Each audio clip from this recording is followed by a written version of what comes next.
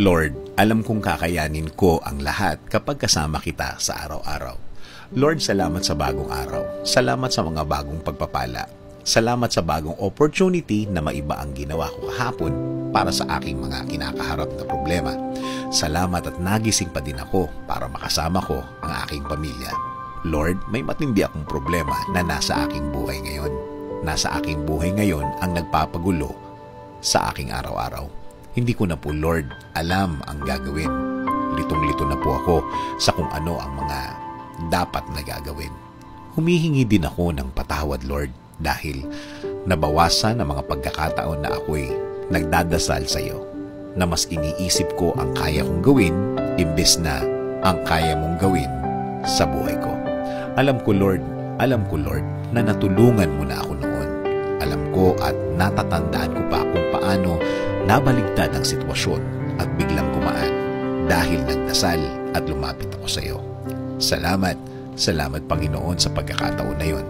Kaya ngayon, Lord, lagi ko nang iisipin ang mga biyaya mong ibinibigay mo sa akin noon at iisipin kung paano mo ako natulungan at gumaan ang lahat sa akin noon. Kaya Lord, iibahin ko na ang aking araw-araw. Biyaya at presensya mo na ang aking focus. Ikaw at ikaw, Lord, ang magiging laman ng aking puso at isipan. Ikaw at ikaw na lang ang aking iisipin. Panginoon, alam kong darating ulit ang tulong mo sa akin. Alam kong magiging magaan na naman ang aking araw.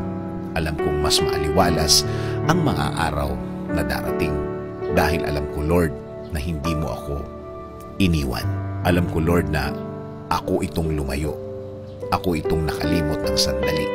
Pero ngayon, Lord, ikaw na ang magiging sentro ko ngayon.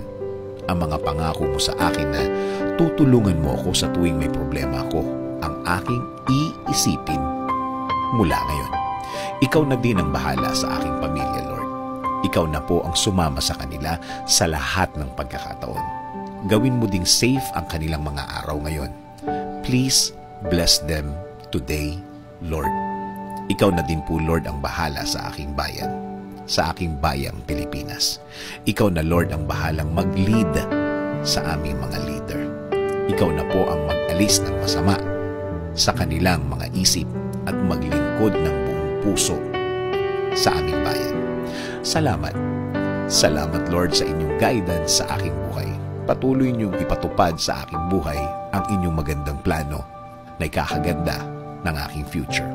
In Jesus' name we pray. Amen. Sabi nga sa Isaiah 58:11, "The Lord will guide you continually, giving you water when you are dry and restoring your strength. You will be like a well-watered garden, like an ever-flowing spring."